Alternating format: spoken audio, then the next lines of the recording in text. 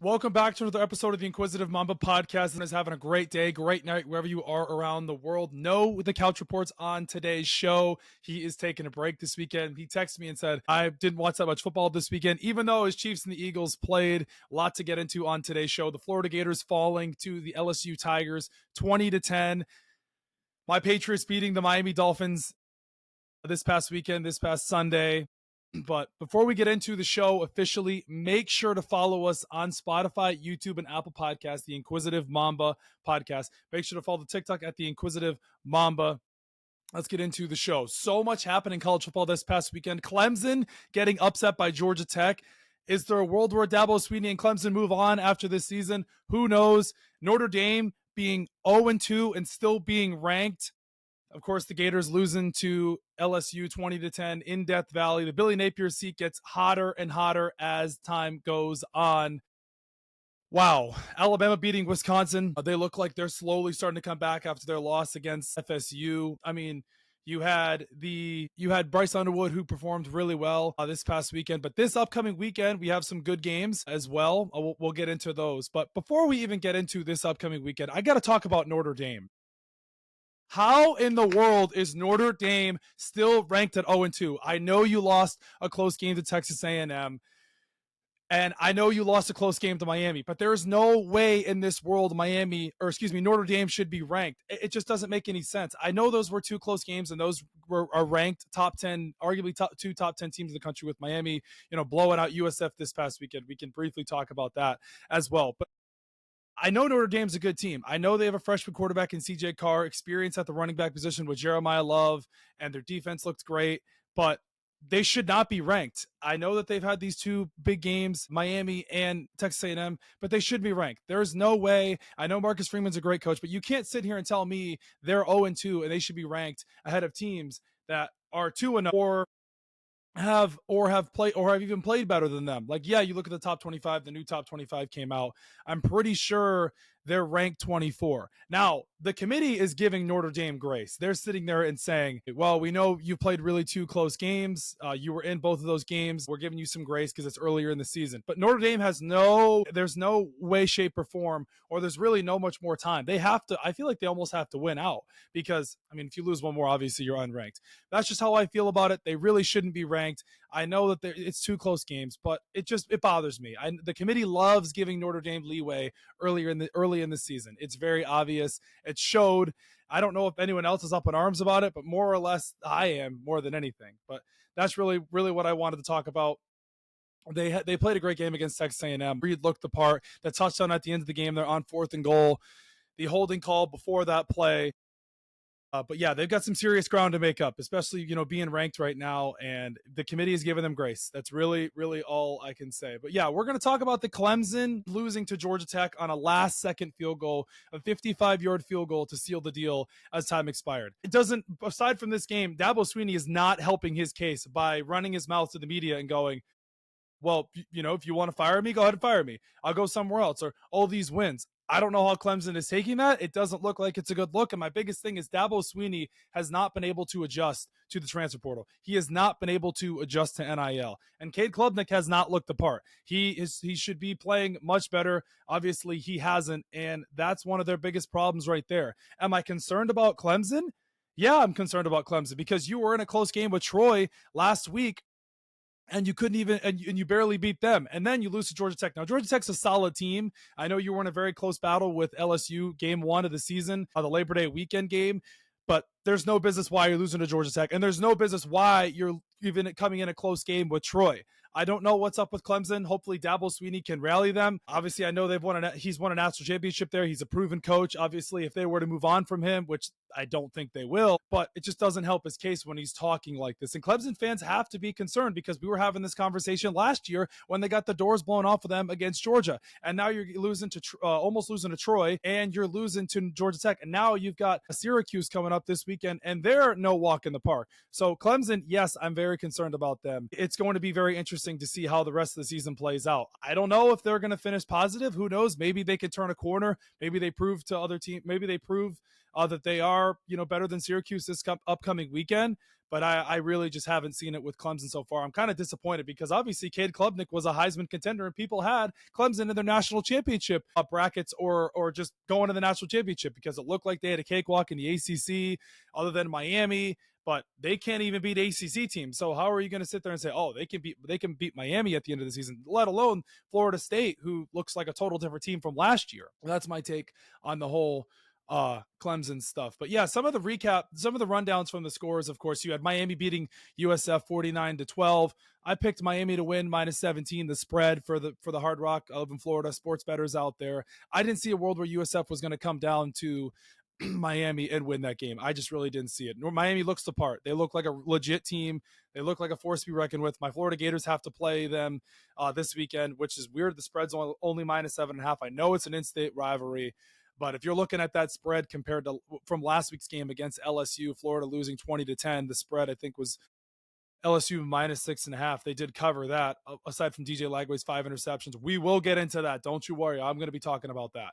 But yeah, Miami looked the full part. Their offense looks legit. Malachi Toney, CJ Daniels, Fletcher at running back, Carson Beck looks the part, and it looks like he's definitely helped his case from coming back this year instead of going the draft. Aside from that elbow injury, we talked about Texas A&M, Notre Dame briefly with that heroic touchdown at the end there. The game was nothing short of spectacular.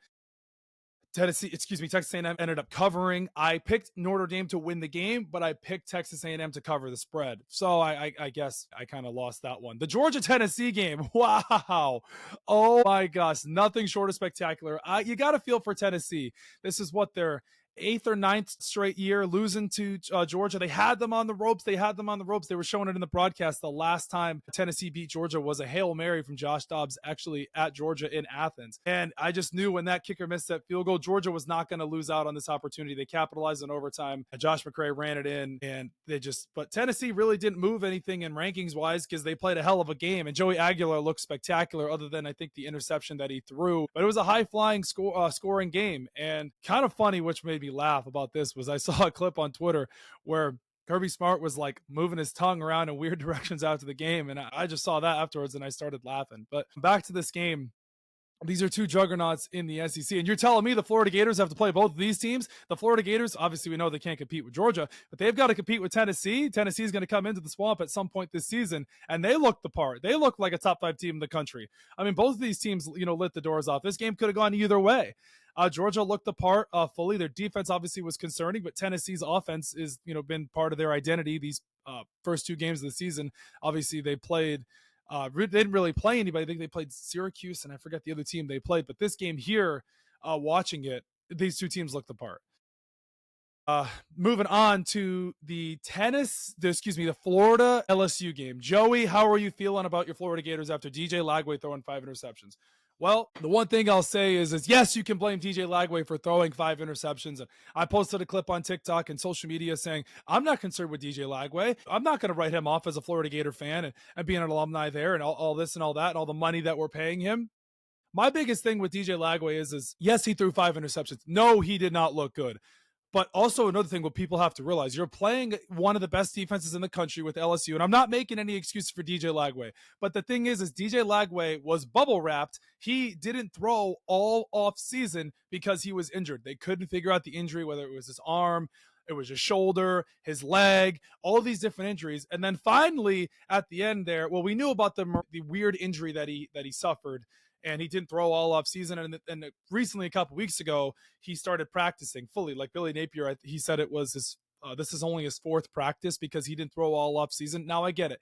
They didn't want him to have surgery. DJ Lagway didn't want to have surgery because they didn't want him out the whole year. They didn't know how serious the injury was. It showed that DJ Lagway doesn't look 100%. It showed like he's an inexperienced quarterback going into LSU. It showed that the Gators didn't belong on the same stage as the LSU Tigers. I know they only lost by 10 points, and you can say, well, if DJ Lagway didn't throw those 5 interceptions, it's still the play calling. I mean, we have playmakers all around with Aiden Mizell, Vernell Brown. Obviously, Dallas Wilson hasn't suited up yet. It was nice to see Caleb Banks play in the interior. Florida's defense looked great at times, but when your quarterback is throwing 5 interceptions, That was the storyline of the game. Now everyone's going to hammer DJ Lagway for his 5 interceptions, and he looks overrated and all this Heisman hype. And I personally said he was a top 5 quarterback. I still believe in DJ Lagway. LSU has a great defense. There's still time to be made up from this season, but the seat is getting hotter and hotter for Billy Napier.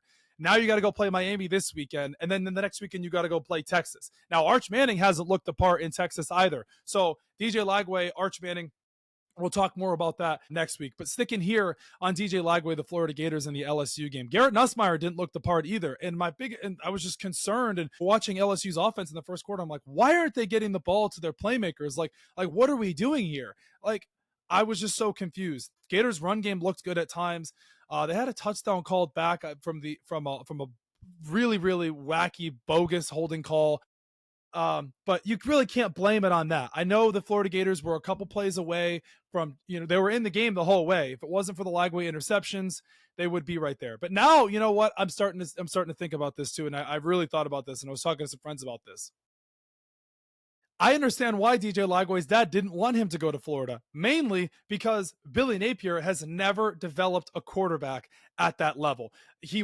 From what we saw on National Signing Day, DJ Lagway's dad tried to get him to flip from Florida to USC. Why? Now I understand. Because Lincoln Riley has developed quarterbacks and has an assembly line of quarterbacks that he's developed. I don't even have to say the names. I'm still going to say them. Caleb Williams, Kyler Murray, Baker Mayfield. Now Mayava at USC looks really good as well. So now I understand why his dad wanted him to go there. I understand DJ Lagway wanted to be a Gator and he wanted to be with Billy Napier. But if this season continues the way it is and DJ Lagway continues to look ugly and he doesn't turn it around, there's no way in this world that he's a Florida Gator next year. I just don't see it.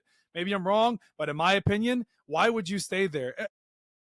Why I could go to another school and have my college career revitalized because I want to go to the NFL and I'm still NFL caliber type quarterback.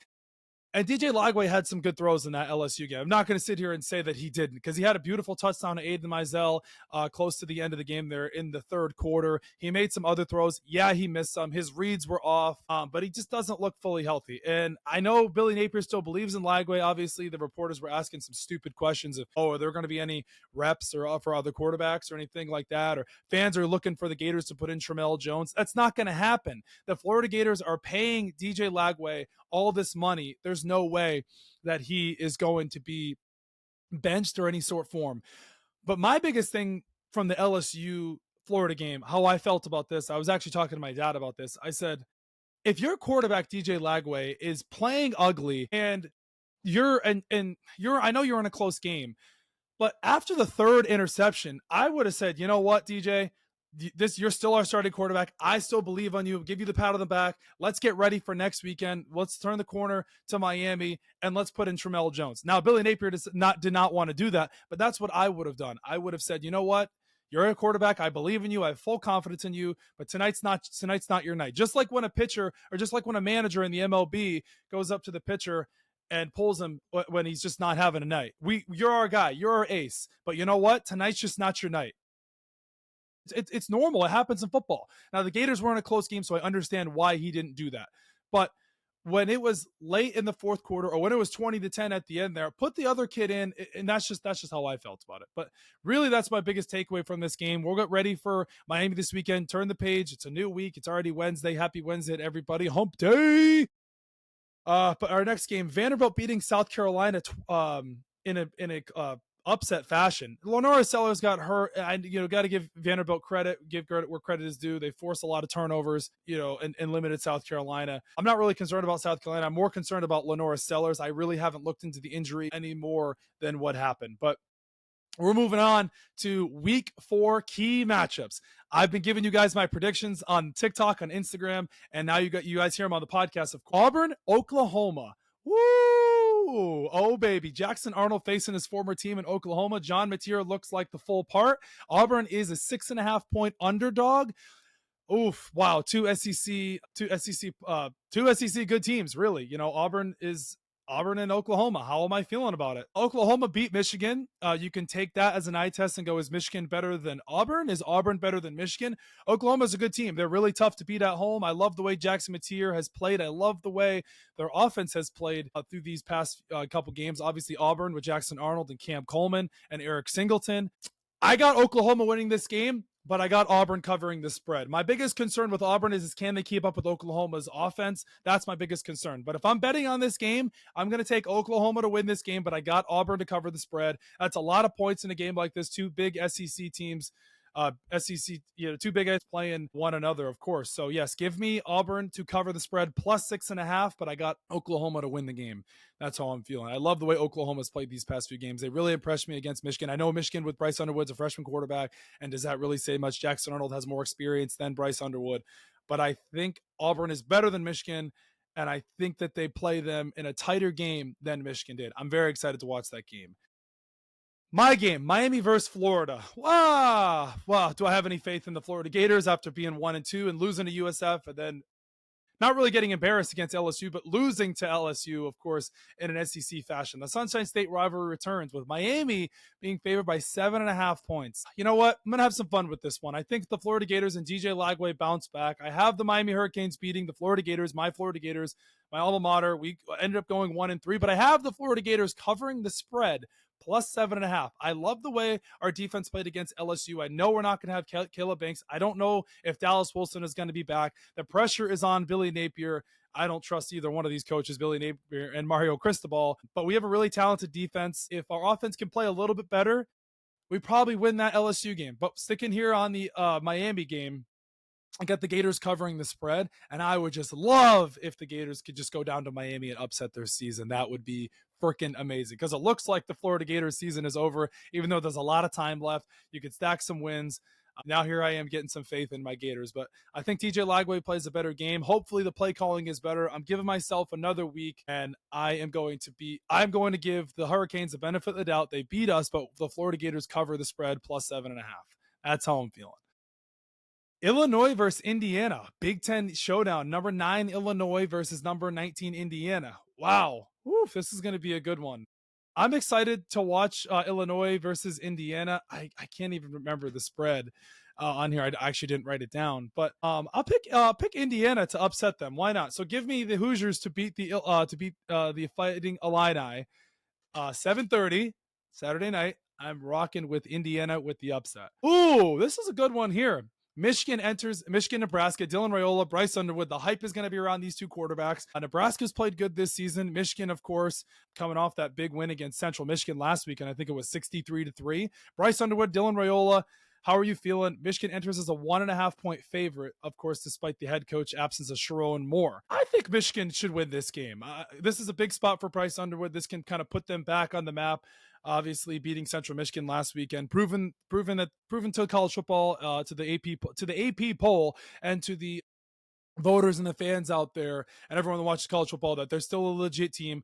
Bryce Underwood, he's only a freshman. It'll take time, but he comes in to Nebraska, the Cornhuskers, and he makes a statement, and they beat this game, and they beat Walmart Patrick Mahomes and the Nebraska Cornhuskers. I'm ready for this game. Purdue versus Notre Dame is the next game here.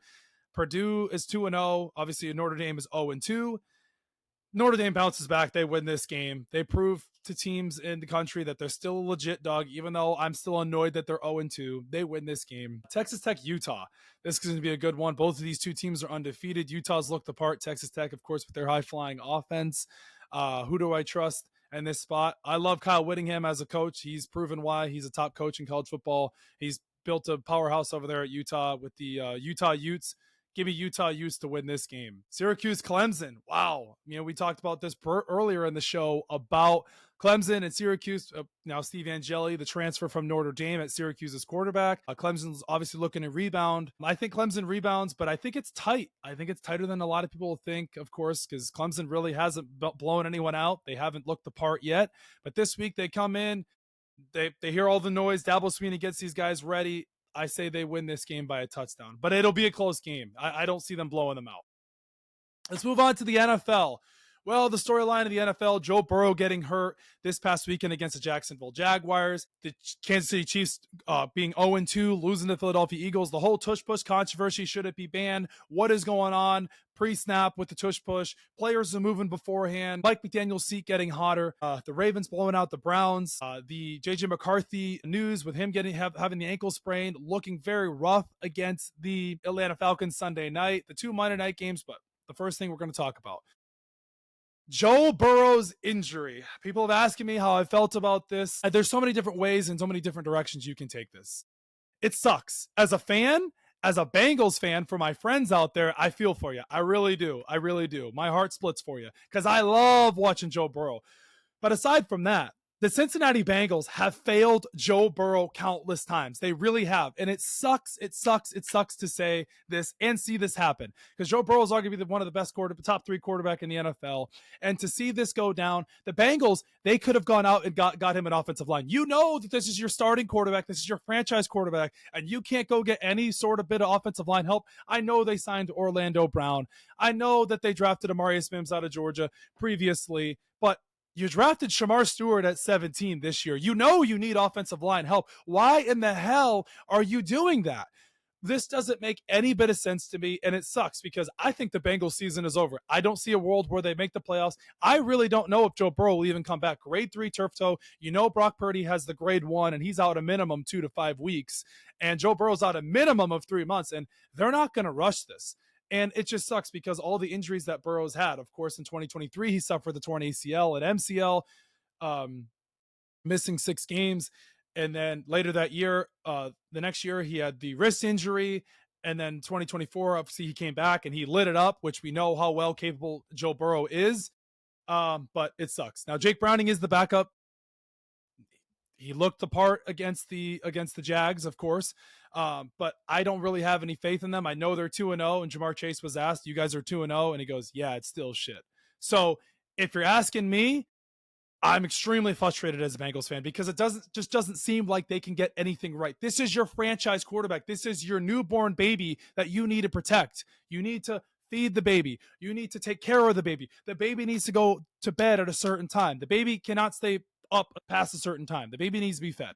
And that's exactly how I feel about this with Joe Burrow and the Cincinnati Bengals. It sucks. It sucks. It sucks. This is an MVP type caliber player, and to see this happen is terrible. It's terrible. It's terrible. And it's a knock on the knack on the Bengals front office. They know exactly what they're doing. They could have gone out there and got him some more offensive line help. I know you paid T. Higgins. I know you paid Jamar Chase. I know Joe Burrow, of course, got that massive contract for a quarterback, and he well deserves it because the Bengals are a laughingstock without him. They are like the Cleveland Browns without Joe Burrow. That's the type of team that they are. They are the Chicago Bears type level, the Jaguars type level. Obviously, they have other pieces, but it's just terrible to see. And that's my take on the whole Joe Burrow injury situation there. The Eagles beating the Kansas City Chiefs 20-17. Well, there's so many headlines of this game. Taylor Swift being at the game secretly, the Eagles tush push, a controversy about the pre-snap stuff. Players are moving. You can't tell if the ball was fumbled or not. Chris Jones and Jalen Hurts talking shit to one another.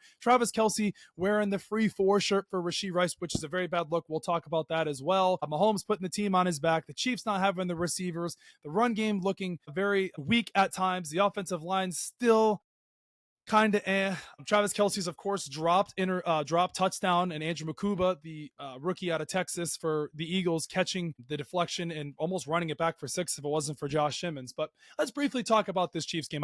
Chiefs-Eagles game. I don't have the Couch Report's Ethan with me today, so we don't get to break it down together. But all in all, I thought the Kansas City Chiefs played a great game. You can say Travis Kelce cost them the game. The game never comes down to one play. They couldn't stop the Eagles on 3rd down. Of course, they had an opportunity at the end there where Jalen Hurts dropped back in the pocket and he threw the ball to Devontae Smith over Trent McDuffie. There was like flashes of 2023 when they played, and Steve Spagnuolo blitzed and Jalen Hurts made you pay, and they knew there was going to be a safety blitz off the edge late in the game there. But the Eagles' offense struggled mightily, only putting up 216 total yards, 16 first downs. A lot of people were upset with the Eagles' offensive coordinator. At times, the way that these games have started with the Eagles or how they've even just gone as a whole. But Vic Fangio's adjustments were huge. And they showed late in the game there, the Chiefs' offensive line kind of started to collapse a little bit. Saquon Barkley with 88 rushing yards on the day. It didn't really feel like Saquon had a huge effect on the game, and that was a big storyline as well. But am I concerned about the Chiefs starting 0-2? Is it over? Everyone's freaking out about the Chiefs because they're 0-2. No, they played 2 really good teams to start their season, and no, people aren't used to seeing the Chiefs start 0-2. They haven't started 0-2 since the 2014 season, but I do remember a long time ago when the New England Patriots were in a similar situation when they went to Arrowhead, when it was Arrowhead, and they lost to the Chiefs and Alex Smith a long time ago. This was eons ago, it feels like, which it was. And the whole world came crashing down because the Patriots started the season off rough. Mind you, Chiefs with this team, there's no Rashee Rice. Xavier Worthy is out. They have some new offensive line pieces. So I'm not super concerned about the Chiefs. Their defense still looked really good. They didn't really get a whole lot of pressure on Jalen Hurts, but like these are two great teams that they're playing. I mean, the Chargers look like a Super Bowl contender, embarrassing the Raiders on Monday night with Geno Smith throwing 3 interceptions. But sticking on this game here, I'm not concerned about the Chiefs, and you shouldn't be either. They have Andy Reid, they have Patrick Mahomes. Like Tom Brady said, as long as Patrick Mahomes is there, they're going to be just fine. Just like how Patriots fans and the NFL fans felt when Brady was still there.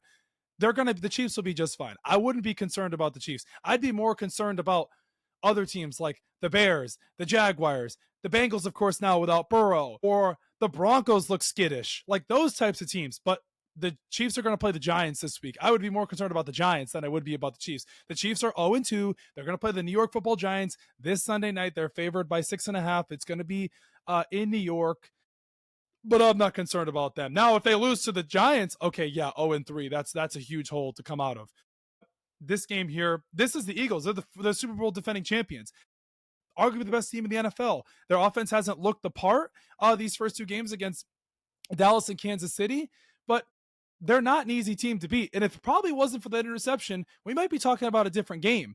I thought Mahomes played pretty darn good for what he's been able to work with. Their receivers, they obviously they don't really have right now with Rashee Rice and Xavier Worthy out. I know they still have Hollywood Brown, but I'm not concerned about the Chiefs, and you shouldn't be either. Mahomes threw for 187 yards and a touchdown, and then he added the one on the ground, of course, before halftime. He had 66 rushing yards. Now, that could be your concern, is the Chiefs' run game.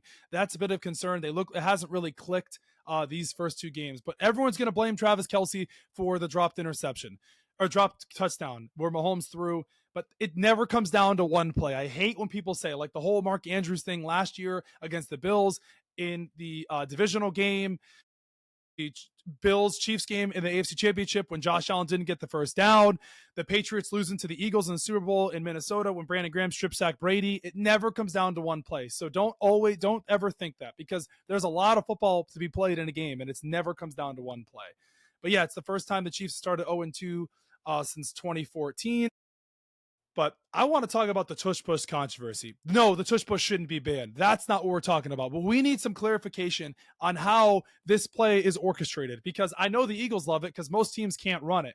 But it's very sneaky. It's very slimy how they run it. Like, you have offensive linemen lined up incorrectly, and you have Tyler Steen and Landon Dickerson. They're moving before the snap. So the NFL needs to figure out how they can not ban this play, but figure out, like, okay, like, how are you not seeing this? I know it's hard to see in real time, but for example, when they're moving before the play and the Chiefs are even saying it and the refs are not like figuring that out or seeing that, it's like, what the hell? Like, okay, for example, we thought the ball came out when they ran the tush push or the fumble. Like, it's so hard to see. It's so hard to do that. And I think the Eagles know exactly what they're doing. They're like, most people can't really defend this play, or you really can't see when the ball is moving because there's so much going on.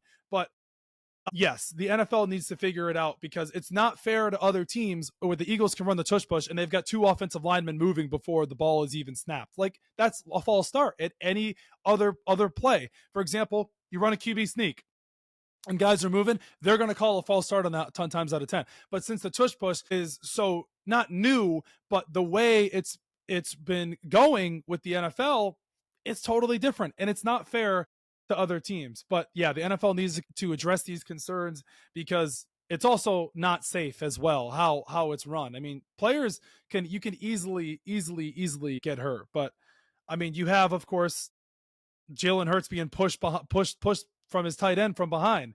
It's drawn many criticism from opponents that, like, it's a rugby style type play. And I listen, it does look like a rugby style play, and it could very well hurt somebody. But the NFL, they did say this past offseason that they have no plans of banning it. So it sucks, and it's tough to see, but I don't think anything is going to be done until this offseason. And if it continues to go like this, the way that they're kind of getting away with it, almost feels like cheating, then it'll be banned. But This one here is another big storyline from the Eagles and the Chiefs game. The free 4 shirts that were sparking outrage with the Rashee Rice suspension. Now you can take this in so many different directions. Travis Kelce is just supporting his teammate. Tyquan Thornton is just supporting his teammate or their brother because they're brothers during the season and they're a really close, like tight-knit family throughout the season. I think this is a bad look. I really do. Like, aside from Taylor Swift, Travis Kelce, as just a football player, I know you're just supporting your teammate, and Andy Reid vouched for them and said they're just supporting their teammate. Don't really read much into it, but do you remember Rashee Rice's off the field stuff? Like, if any player, like a player wearing that shirt is not a good look. Like, I just feel really weird about it. Like, obviously people are going to give him shit for it and he deserves the flack and the criticism and maybe he doesn't care, but I mean, Rashee Rice, the situation that he was in, I mean, obviously if this was any other person that wasn't in the NFL, they would be in jail for a very long time. Going 115 miles an hour in a Corvette and hurting multiple people, and he fled the scene. If any normal person flees the scene of an accident, you're going to prison or you're going to jail, and you won't be seeing the lights of day for quite some time. He received a 6-game suspension. So personally, I think it's a bad look. And you have to also look in the mirror and look at the victims who were involved in this, and they see at it, and it just seems like privilege more than anything. And that's exactly what it is. It's privilege to a whole nother level. And no, Travis Kelce shouldn't be wearing this shirt. And I hope the Chiefs players realize that. I know you're just supporting your teammate, but there's a time and a place where you do this. And to take a national stand wearing a shirt like this, not it. And I know Andy Reid I would tell you the guys love Rashee and they feel for him sitting out here. They can feel for him all they want, but wearing a shirt like that is just not it. And he says, I think it's no more than that. And I'm sure Rashee Rice apologized. I'm sure he learned from his mistakes. And I really hope he did, because if that was me or anyone else that didn't have the National Football League privilege or sports privilege like that, they would be in jail. I just think those guys love the kid and they want him to feel a part of it in their own way. I don't think it's anything more than that. Maybe I'm reading into it more than I need to be, but I just think it's a bad look when you're wearing a shirt like that. It's very insensitive, especially to the victims and other people who have been involved in situations like that. If the roles were reversed, take it as you leave it. I'm done talking about that. Taylor Swift making an appearance at the Kansas City Chiefs Philadelphia Eagles game. Well, she stealthily came in. She was secretly there. And you know what? I know they didn't really talk about her on the broadcast, despite with all the stuff that's been going on this past week with the whole Charlie Kirk stuff and supposedly, fans getting crazy over her. It was weird to see her not, shown. It really was. And nobody really talked about it. And maybe that's what people, the NFL, Brad's, Dads, and Chads and the haters are excited about, but nobody really talked about her, even though I'm talking about her right now. But she hid behind a bulletproof partition, of course, precaution taken following by recent security concerns. She was there, and I think I don't have a problem with it. I just think it's weird that like this is what we have to come to. Like Taylor Swift has to come to a Chiefs game behind a bulletproof thing because of all the things going on in the world right now. I think it's really fucked up. I know she's protecting herself. The NFL didn't talk about her once. They didn't show any pictures, and I'm obviously her PR team, and I'm sure they talked about all that. But do I think Taylor Swift to be shown, or do you think at another game? Yeah, I don't think she's going to be behind a secret barrier or bulletproof partition forever. I just think, excuse me. I just think with the recent stuff going on in the world, with the Charlie Kirk stuff and how the world is right now and how much of a fucked up place it is, this was the right thing to do. But I think that she'll be shown. I mean, she was just out with celebrating a birthday celebration for Mahomes for his birthday with Kane Brown and Travis Kelce and Brittany Mahomes. So, but yeah, those are the storylines of the Chiefs Eagles game. Let's talk about this here. This doesn't have anything to do with the Browns and the Ravens game. It has to do with Shedeur Sanders and the Ravens draft drama. This is hilarious. Shedeur Sanders supposedly said he didn't want to be drafted by the Ravens because he didn't want to sit behind Lamar Jackson. Now, I texted my friend Billy about this, and I said, I understand where Shedeur Sanders is coming from. He wanted to compete, and he thought he had the opportunity, of course, behind Joe Flacco and competing with Dylan Gabriel and Kenny Pickett at the time. But this is a bad look for Shedeur Sanders. NFL GMs and teams look around and be like, this guy doesn't, I know he wants to compete, but this guy doesn't want to sit behind Lamar Jackson. The Ravens could have very well drafted Shadur, and this would have helped Shadur 100% to sit behind Lamar Jackson. We're not saying Shadur has to sit behind Lamar Jackson forever. Obviously, he said, I don't want to sit behind Lamar Jackson. But you learn from Lamar Jackson. You take some of his instincts and some of his swagger and his play style, and, a season or two after, he goes to the Ravens and he says, hey, I want to get traded. I want to have somewhere else to compete. I'm sure they would have done that. Now, maybe they didn't want to because they wanted to keep him, but I just think it's a really bad look. And when was the last time we ever saw a 5th round quarterback demanding rights to not being drafted by a certain team? Shadur said, I'm not worried about it. It's in the past. He's fully committed to his current team, and I'm happy for him. But when these stories come out, it doesn't help your case of being the guy for the Browns. It doesn't help your case being in the National Football League, because these just seem like privilege type demands, but it just wasn't a good look. And obviously Baltimore ended up going in a different direction, but I just never thought I would see the day where we're getting a player demanding where he wants to go. That's just how I feel about it.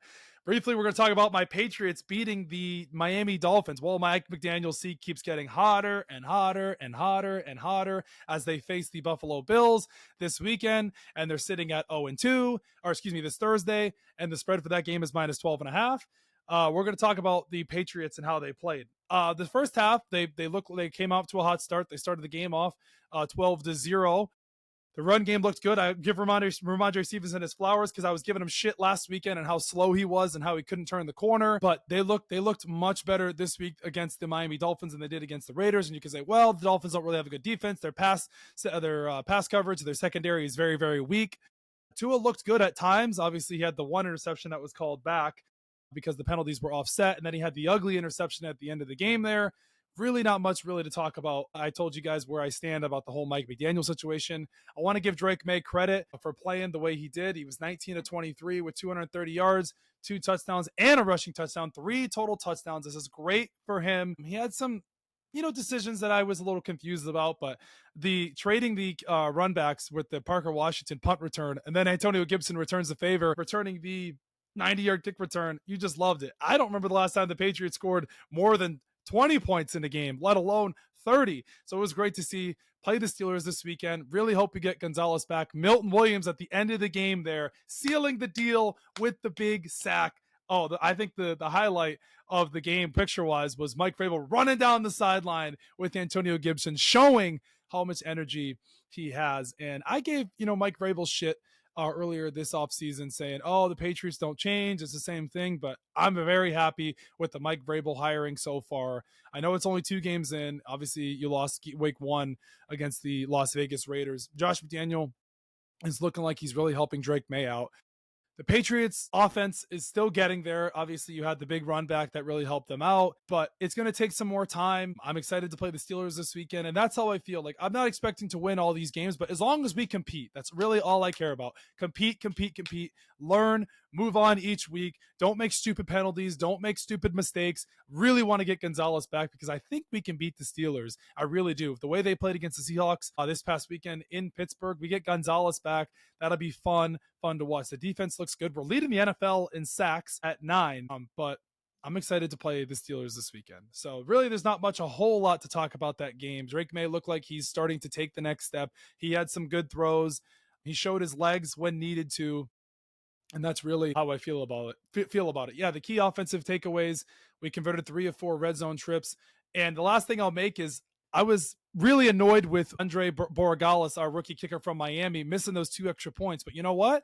Mike Vrabel at the end of the game there believed in him when it was a 48-yard field goal and it was a false start to the Patriots. And he sent him back out there to kick that 53-yard field goal. And he said, I believe in this guy. You're going out there and you're kicking that damn field goal. And that's exactly what he did. And that's what I like to see. But yeah, our defense did struggle at times. I'm not going to sit here and say it didn't. We let up a lot of big yards, key plays. The one-on-one there with touchdown with Achane and Spillane, that was, wasn't hard to watch because Achane is one of the fastest guys in the NFL. But we need to clean some things up coming up this weekend for Pittsburgh. We're back home in Foxborough. But yeah, we'll run down the NFL scores from last weekend. Then we'll get into the games this weekend, and then we'll do a little entertainment segment and we'll wrap it up. Rams beating the Titans 33-19. I had the Rams winning. I had the Titans covering, but the one thing I'll say about that Titans-Rams game was Cam Ward's touchdown. I know the Rams won the game. I know he's a rookie, but that touchdown he threw for his first touchdown pass ever was a thing of beauty. Rolls out to his right, throws across his body, finds the guy, the receiver in the back of the end zone. Now, that's not quarterbacks 101 school where you watch that, you're like, there's not many guys that can do that, and Cam Ward's one of them. So That's really all I have to say about that. Pittsburgh losing to Seattle 31-17. Darnold had a strong performance. Didn't look the part at times. They'll be playing the Patriots this weekend. The Bills blowing out the Jets. Josh Allen going out of the game with a nose injury. Justin Fields with a concussion. His status for this weekend remains to be seen. But yeah, 30-10. Buffalo looks the part. They're going to play the Dolphins this weekend. The Bears beating the Lions 52-21. Everyone was talking about this game. Ben Johnson getting booed. Fuck you, Ben Johnson. Caleb Williams doesn't look the part. Well, Caleb Williams' team put up 21 points. He doesn't play defense, so no, I mean, I talked about Caleb Williams against the Vikings last Monday night. Really not much more to say. I mean, Goff, they looked the part. I thought the Bears would cover the spread because it's a divisional type game, but the Lions didn't look back and they lit the scoreboard up. And they play the Baltimore Ravens this weekend. This upcoming Monday night will be a great game. Wow, Dallas and New York. Woof, what a game that was. Brandon Aubrey's 64-yard field goal. Malik Neighbors with a night celly. Everyone thinking, for the Giants fans, thinking, oh, this game's over. We got this in the bag. And then you're letting the Cowboys come out there. But my biggest thing was watching that game at the end, and I didn't watch the entire game. I was confused. I'm like, why the hell are the Giants playing cover 4 prevent type defense when they know that there's a Brandon Aubrey on the other side? This isn't the days of where you can play that far back in the NFL and think, oh, there's not much time left on the clock. They got a kicker that's Brandon Aubrey who can kick from 60 plus. I know you don't want to get beat long ball from CeeDee Lamb, but you got to play a little bit different than cover 4. Maybe a cover 2 or a Tampa 2 or something, because they were playing so far back when I was like, the Cowboys, they were saying on the broadcast, the Cowboys only need 20 yards to kick a field goal. 20 yards? That's not much in this NFL with, I think they had 2 timeouts left. They traded blows back and forth in overtime, and the Cowboys ended up winning. Russell Wilson threw that horrible interception to Malik Neighbors, but it was good to see the Giants put up that many points. There's still hope for Giants fans. Hopefully they compete against the Chiefs this Sunday night, but yeah, I mean, that was a shootout. I mean, that game was insane. I mean, these two teams combined for 77 points. Russell Wilson outplayed Dak Prescott. I know the Cowboys and Dak Prescott got the win, but I mean, every play you look, it was Malik Neighbors. He's that guy, and he deserves the ball. Ravens beating the Browns, really not much to talk about. I mean, the Ravens covered the spread, which I thought they would. It was 12.5 to start, then it moved to 11.5. But yeah, they beat them 41-17. I don't really know what much I can say. I'm excited for this Lions-Ravens game this upcoming weekend. My guy, my former guy, Mac Jones beating the New Orleans Saints 26-21. Good to see Mac Jones balling out in the NFL again like he deserves. It was fresh to see. We already talked about my Patriots game. Bengals beating the Jags 31-27. Talked about the storyline of that game. Joe Burrow, of course, getting injured. That injury, we talked about that. The Cardinals beating the Panthers 27-22.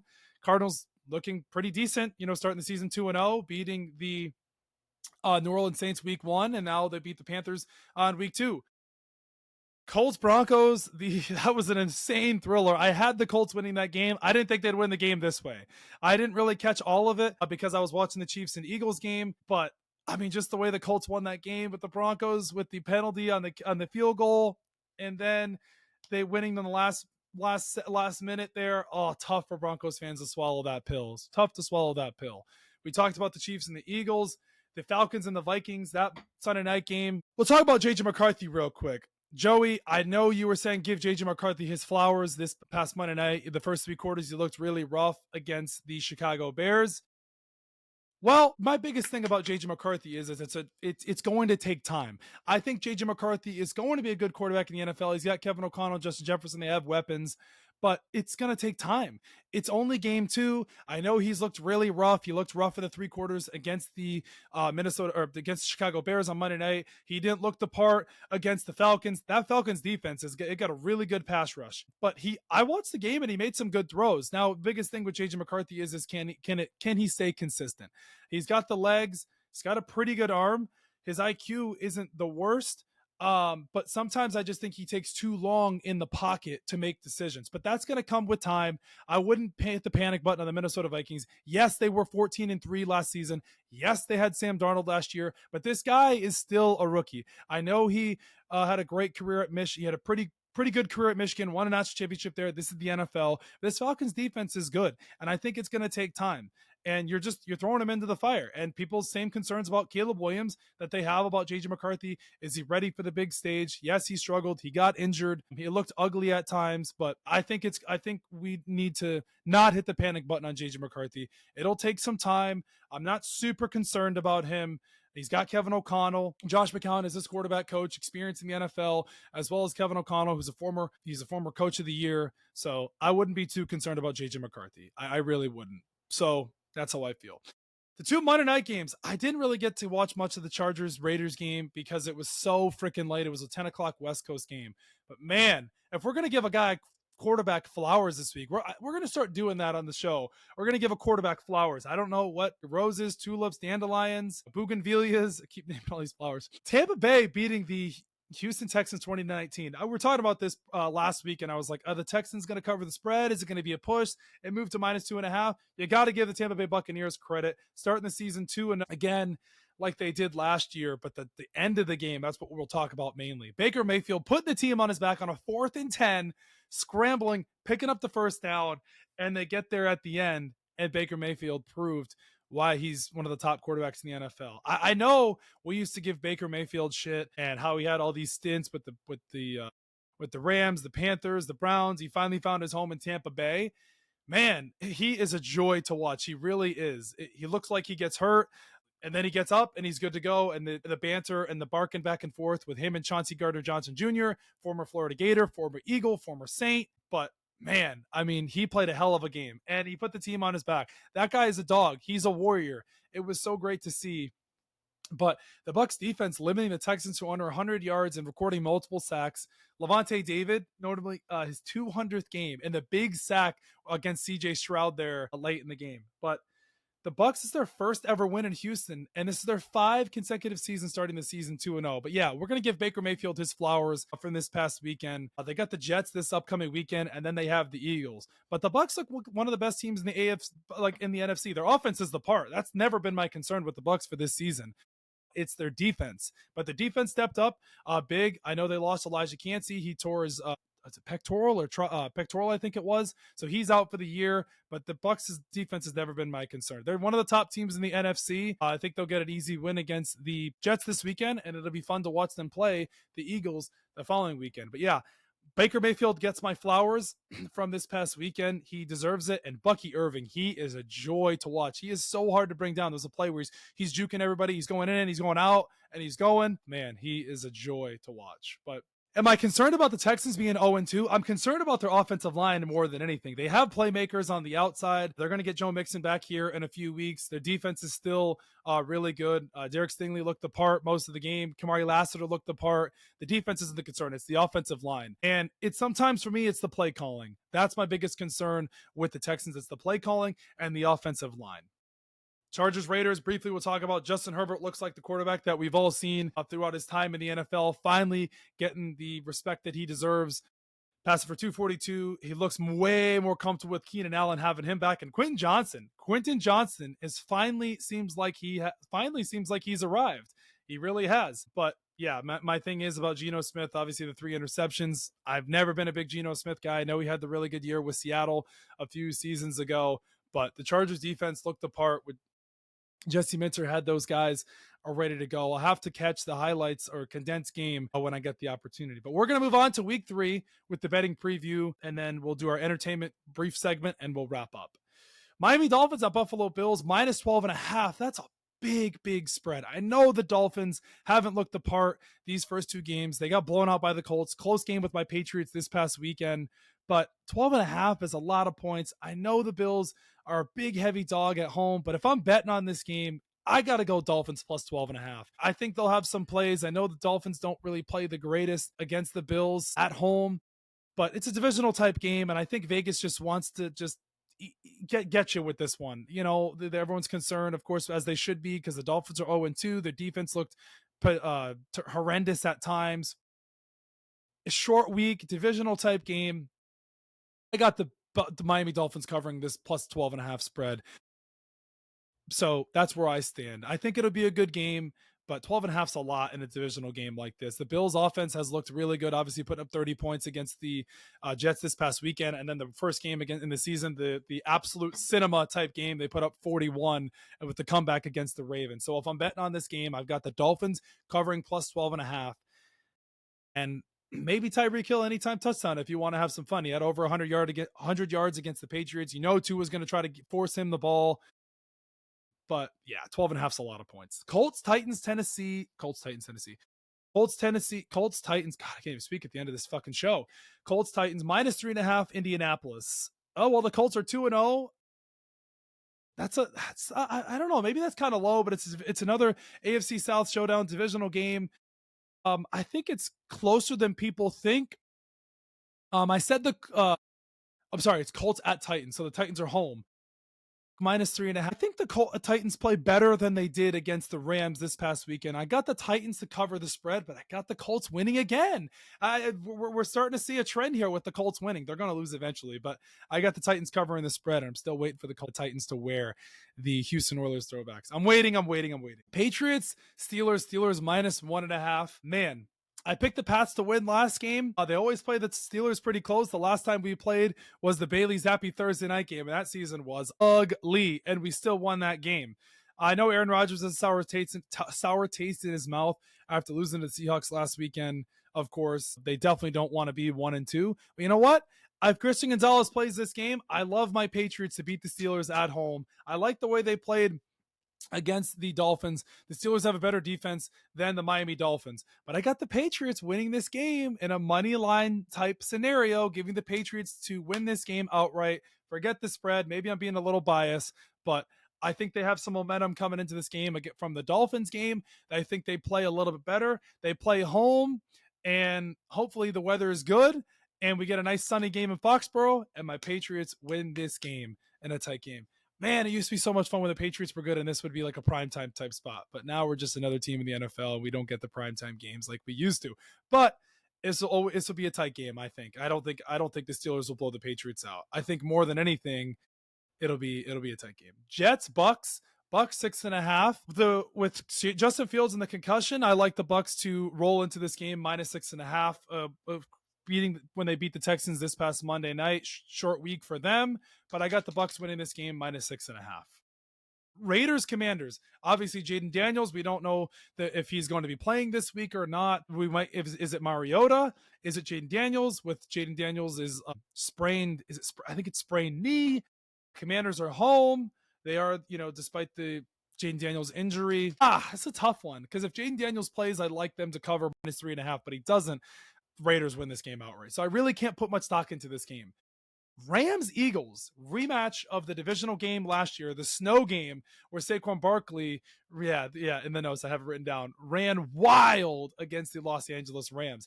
I haven't liked the way the Eagles have played offensively. That's my biggest concern. I know the rumors about AJ Brown. There's really no rumors. It's just people talking about that, just trying to make something out of nothing. It's a tough one because the Rams play the Eagles always so well. They just, blew the doors off the Titans last week. They beat the Texans week 1. They're a tough team. It's about how matchup wise, it's a regular season type game. You know what? Let's have some fun. The Rams go into Philly and they beat the Philadelphia Eagles. They make the Eagles pay for the way they've played offensively these past 2 games, and they're battle tested, and the Rams with an upset spot, and they win this game outright. Rams right now are plus 150. I like the way the Rams played last weekend against the Titans. I was not the happiest the way they played against the Texans. Obviously, the Texans have a good defense. The Eagles will be battle tested, and the Rams have played better than the Chiefs had these past 2 games. They go into Philly, and they win a close game. They cover the spread they win this game outright. So give me the Rams to beat the Eagles in a close game. I still think Saquon Barkley will have a good day. That'll be the Rams' main concern. But I think this Rams offense gives the Eagles defense some trouble. I really do. So I got the Rams winning this game outright. Falcons, Panthers. Panthers are still winless. They're favored, of course. They're on the road, minus 5.5. I think the Falcons win this game, but I got the Panthers covering plus 5.5. The Falcons, their defense impressed me against the Minnesota Vikings Sunday night, but it's a divisional rival. It's a division rival game. And these two teams usually play each other pretty close. So that's how I'm feeling. I can't really put my stock into this Bengals-Vikings game because no JJ McCarthy. It's going to be Carson Wentz versus Jake Browning. Ugh. Oh, man, no Joe Burrow, no JJ McCarthy. I was really hoping we were going to get that. But Vikings are -3. I really don't know who's going to win this game. This is it.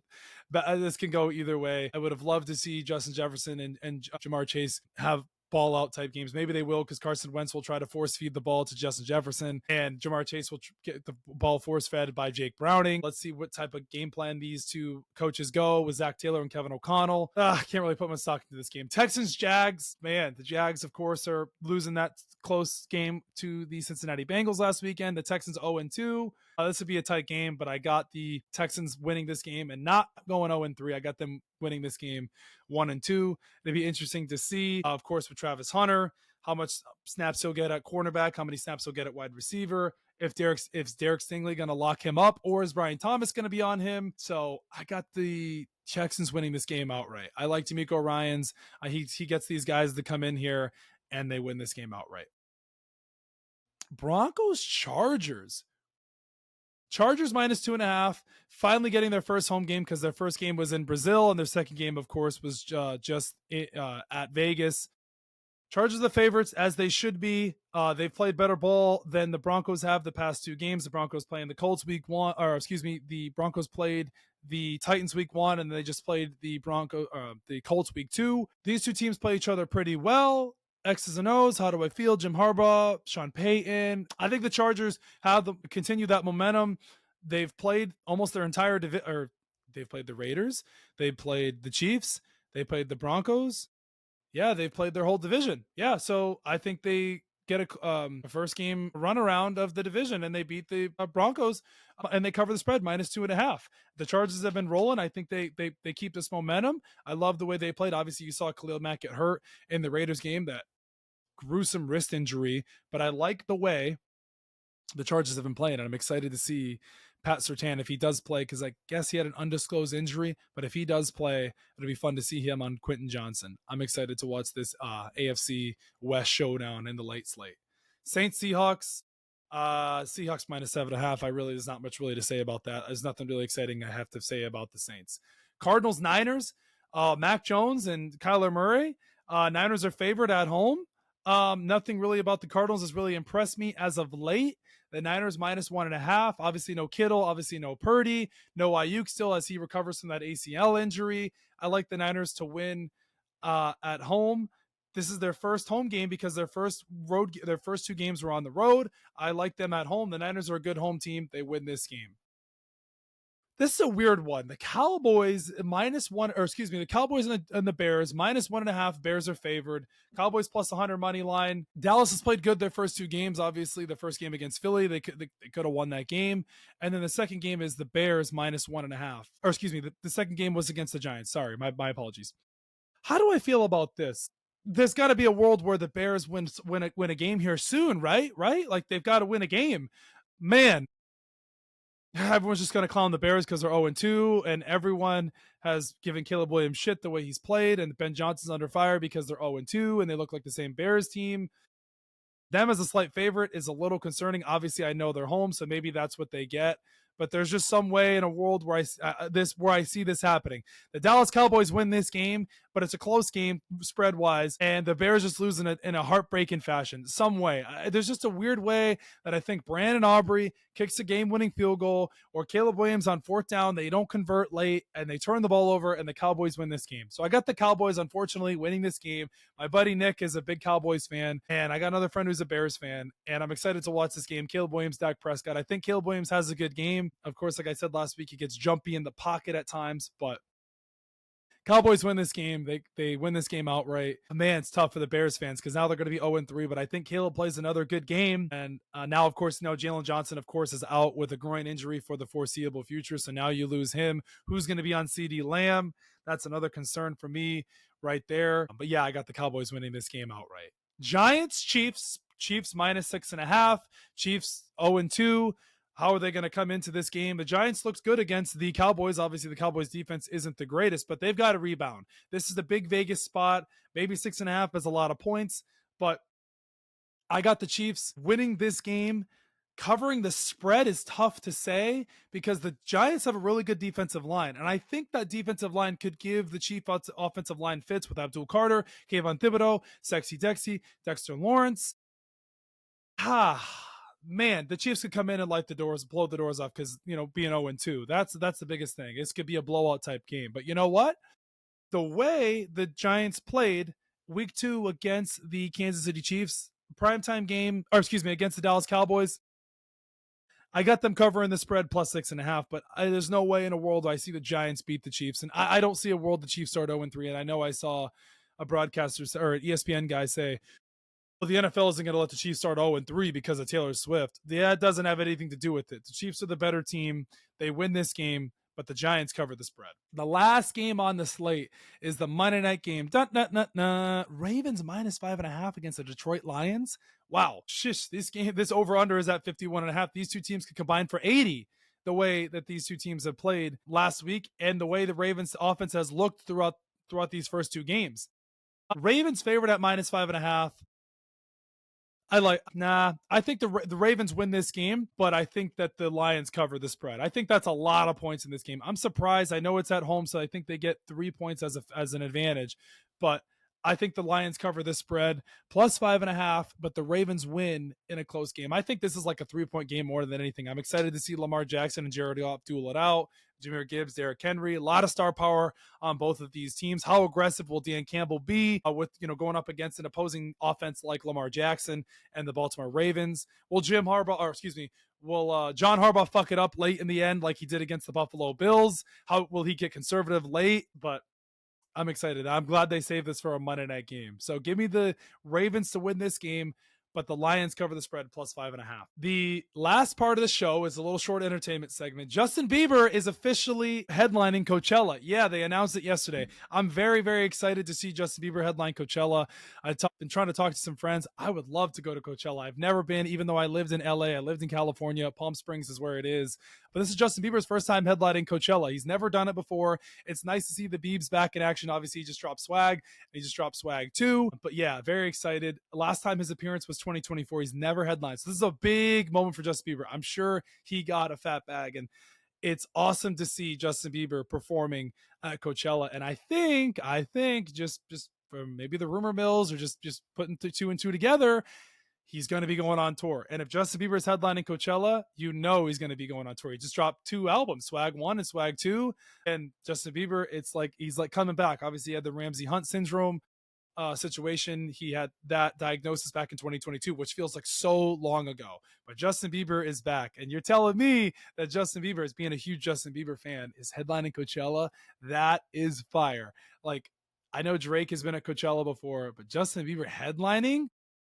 I know all the Beliebers and all the Bieber fans and all the pop culture fans are excited. How can you not be? It's freaking Justin Bieber. So, because the last collab he did with 2024 was with Thames. He did the Essence song, the feature there, and then 2019 with Ariana Grande, which feels like so long ago. Then you had 2022 with Peaches.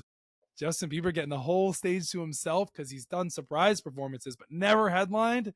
Oh, I'm excited. I wonder. I can't believe he's doing it. I can't believe it. I'm so excited because this is a big moment. Big moment. All right, guys, I think that does it for us. No Ethan today, the Couch Reports. He wasn't on because he said he didn't watch a lot of football, but I've just talked for an entire hour. Talked about the Joe Burrow injury. We talked about my Gators. We talked about college football this past weekend. The upcoming games this weekend gave you all the betting spreads. We put in so much work, so much effort. We got the tomorrow night's game, the Dolphins and the Bills. We've got to talk about the Commanders and the Packers, but the Commanders had a late push there in the fourth quarter. The Packers ended up winning. Excited for these upcoming weekends. But guys, make sure to follow the Inquisitive Mamba podcast on Spotify, YouTube, and Apple Podcasts. Had a great time recording for you guys. I hope you tuned in. I hope you liked everything we gave you guys. Apple Podcasts, Spotify, and YouTube. I just finished watching The Summer I Turned Pretty this morning. The season finale. There's no more Summer I Turned Pretty. It's done. It's over. I would give my reaction, my feelings about that on TikTok. But we will see you guys next week. As always, remember, it's Mamba mentality. Always look forward. Don't worry about the past. Worry about what's ahead of you and what's in store. As always, baby, it's Mamba mentality. Let's go.